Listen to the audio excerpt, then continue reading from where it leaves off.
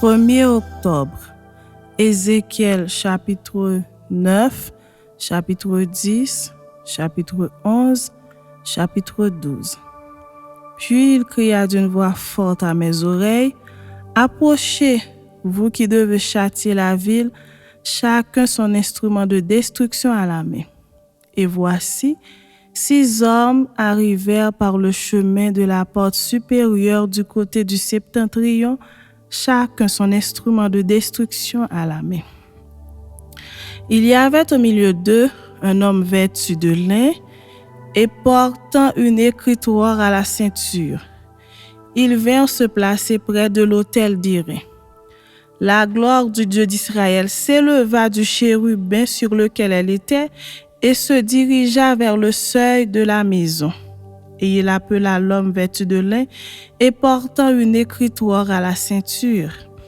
L'Éternel lui dit, « Passe au milieu de la ville, au milieu de Jérusalem, et fais une marque sur le front des hommes qui soupirent et qui gémissent à cause de toutes les abominations qui s'y commettent. » Et à mes oreilles, il dit aux autres, « Passez après lui dans la ville et frappez, que votre œil soit sans pitié et n'ayez point de miséricorde. Tuez, détruisez les vieillards, les jeunes hommes, les vierges, les enfants et les femmes, mais n'approchez pas de quiconque aura sur lui la marque, et commencez par mon sanctuaire. » Ils commencèrent par les anciens qui étaient devant la maison. Il leur dit, « Souillez la maison et remplissez de morts les parvis. Sortez. » Ils sortirent et ils frappèrent dans la ville. Comme ils frappaient et que je restais encore, je tombai sur ma face. Et je m'écriai, « Ah, Seigneur éternel, détruiras-tu tout ce qui reste d'Israël en répandant ta fureur sur Jérusalem? » Il me répondit, « L'iniquité de la maison d'Israël et de Juda est grande, excessive. Le pays est rempli de meurtres, la ville est pleine d'injustice, car ils disent, « L'Éternel a abandonné le pays, l'Éternel ne voit rien. » Moi aussi, je serai sans pitié, et je n'aurai point de miséricorde. Je ferai retomber leurs œuvres sur leurs têtes. Et voici l'homme vêtu de lin et portant une écritoire à la ceinture rendit cette réponse. « J'ai fait ce que tu m'as ordonné. » Chapitre 10. Je regardai et voici. Sur le ciel qui était au-dessus de la tête des chérubins, il y avait comme une pierre de saphir. On voyait au-dessus d'eux quelque chose de semblable à une forme de trône. Et l'Éternel dit à l'homme vêtu de lin, « Va entre les roues sous les chérubins, remplis tes mains de charbons ardents que tu prendras entre les chérubins et répands-les sur la ville. » Et il alla devant mes yeux. Les chérubins étaient à la droite de la maison quand l'homme alla, et la nuée remplit le parvis intérieur. La gloire de l'Éternel s'éleva de dessus les chérubins et se dirigea vers le seuil de la maison. La maison fut remplie de la nuée et le parvis fut rempli de la splendeur de la gloire de l'Éternel. Le bruit des ailes des chérubins se fit entendre jusqu'au parvis extérieur, pareil à la voix du Dieu Tout-Puissant lorsqu'il parle. Ainsi l'Éternel donna cet ordre à l'homme vêtu de lin. « Prends du feu entre les roues, entre les chérubins. » Et cet homme alla se placer près des roues. Alors un chérubin étendit la main entre les chérubins vers le feu qui était entre les chérubins. Il en prit et il mit dans les mains de l'homme vêtu de lin. Et cet homme le prit et sortit. On voyait aux chérubins une forme de main d'homme sous leurs ailes. Je regardai et voici, il y avait 4 roues près des chérubins, une roue près de chaque chérubin, et ces roues avaient l'aspect d'une pierre de chrysolite. À leur aspect, toutes les 4 avaient la même forme, chaque roue paraissait être au milieu d'une autre roue. En cheminant, elles allaient de leurs 4 côtés et elles ne se tournaient point dans leur marche, mais elles allaient dans la direction de la tête sans se tourner dans leur marche.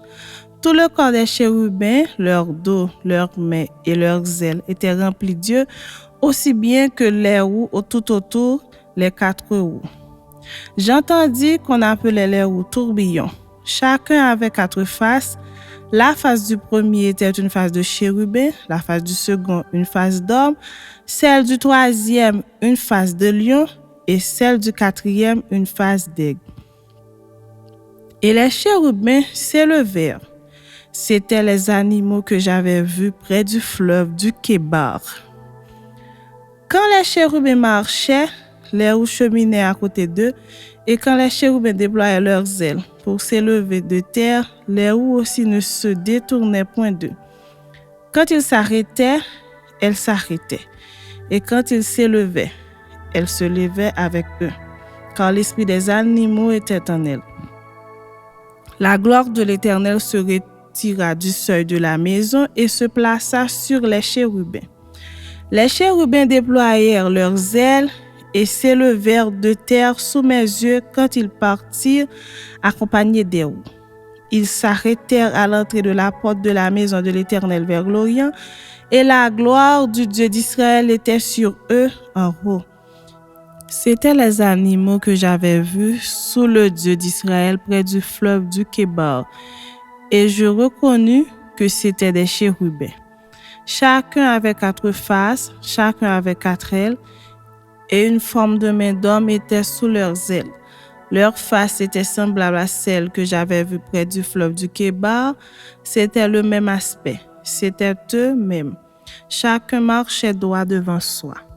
Chapitre 11. L'Esprit m'enleva et me transporta à la porte orientale de la maison de l'Éternel, à celle qui regarde l'Orient. Et voici à l'entrée de la porte, il y avait 25 hommes, et je vis au milieu d'eux Jaazania, fils d'Azur, et Pélasia, fils de Benaja, chef du peuple. Et l'Éternel me dit, Fils de l'homme, ce sont les hommes qui méditent l'iniquité et qui donnent de mauvais conseils dans cette ville. Ils disent, ce n'est pas le moment, bâtissons des maisons. La ville est la chaudière et nous sommes la viande. C'est pourquoi prophétise contre eux, prophétise, fils de l'homme.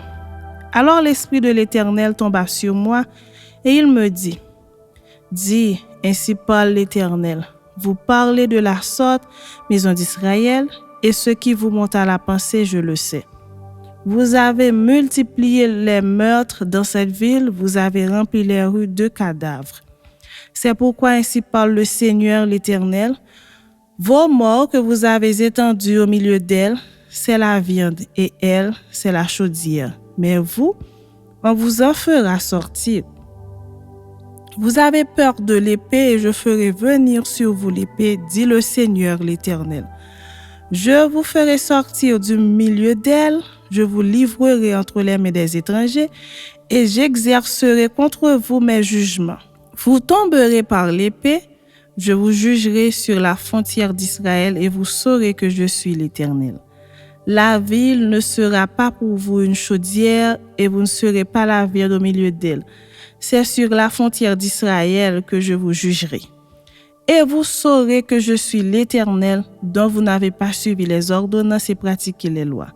Mais vous avez agi selon les lois des nations qui vous entourent. Comme je prophétisais, Pélasia, fils de Benaja, mourut, je tombai sur ma face et je m'écriai à haute voix. Ah, Seigneur éternel, anéantiras-tu ce qui reste d'Israël? Et la parole de l'Éternel me fut adressée en ces mots. Fils de l'homme, ce sont tes frères, ceux de ta parenté et la maison d'Israël tout entière, à qui les habitants de Jérusalem disent, restez loin de l'Éternel, le pays nous a été donné en propriété. C'est pourquoi tu diras, ainsi parle le Seigneur l'Éternel. Si je les tiens éloignés parmi les nations, si je les ai dispersés en divers pays, je serai pour eux quelque temps un asile dans les pays où ils sont venus. C'est pourquoi tu diras, ainsi parle le Seigneur l'Éternel. Je vous rassemblerai du milieu des peuples, je vous recueillerai des pays où vous êtes dispersés, et je vous donnerai la terre d'Israël. C'est là qu'ils iront, et ils en ôteront toutes les idoles et toutes les abominations. Je leur donnerai un même cœur, et je mettrai en vous un esprit nouveau. J'ôterai de leur corps le cœur de pierre, et je leur donnerai un cœur de chair, afin qu'ils suivent mes ordonnances, et qu'ils observent et pratiquent mes lois. Et ils seront mon peuple, et je serai leur Dieu. Mais pour ceux dont le cœur se plaît à leurs idoles et à leurs abominations, je ferai retomber leurs œuvres sur leurs têtes, dit le Seigneur l'Éternel. Les chérubins déployèrent leurs ailes, accompagnés des roues, et la gloire du Dieu d'Israël était sur eux en haut. La gloire de l'Éternel s'éleva du milieu de la ville et elle se plaça sur la montagne qui est à l'orient de la ville. L'Esprit m'enleva et me transporta en Chaldée auprès des captifs, en vision par l'Esprit de Dieu, et la vision que j'avais eue disparut au-dessus de moi. Je dis aux captifs toutes les paroles de l'Éternel qu'il m'avait révélées. Chapitre 12. La parole de l'Éternel me fut adressée en ces mots.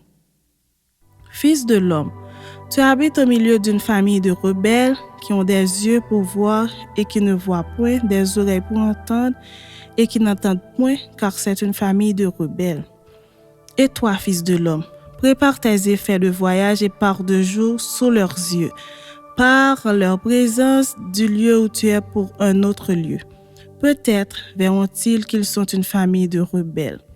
Sors tes effets comme des effets de voyage, de jour sous leurs yeux, et toi, par le soir en leur présence, comme par des exilés. Sous leurs yeux, tu perceras la muraille, et tu sortiras tes effets par là. Sous leurs yeux, tu les mettras sur ton épaule, tu les sortiras pendant l'obscurité, tu te couvriras le visage, et tu ne regarderas pas la terre, car je veux que tu sois un signe pour la maison d'Israël.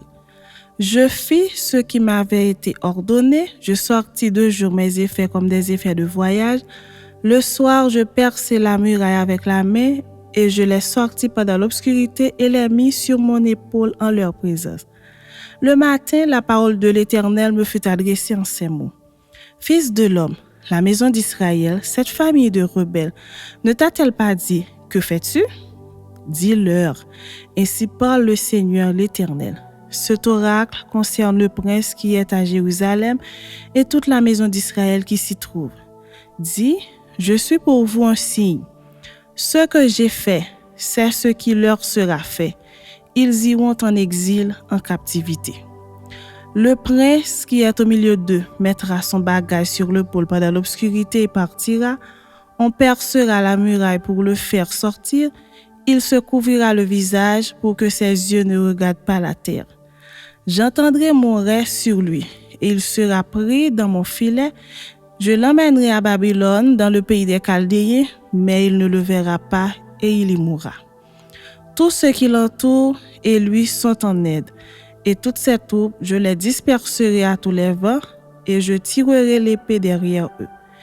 Et ils sauront que je suis l'Éternel quand je les répandrai parmi les nations, quand je les disperserai en divers pays.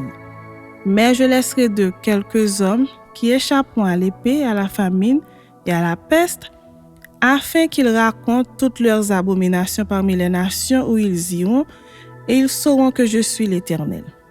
La parole de l'Éternel me fut adressée en ces mots. Fils de l'homme, tu mangeras ton pain avec tremblement, tu boiras ton eau avec inquiétude et angoisse.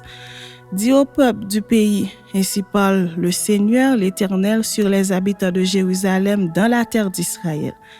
Ils mangeront leur pain avec angoisse et ils boiront leur eau avec épouvante, car leur pays sera dépouillé de tout ce qu'il contient à cause de la violence de tous ceux qui l'habitent. Les villes peuplées seront détruites et le pays sera ravagé, et vous saurez que je suis l'Éternel.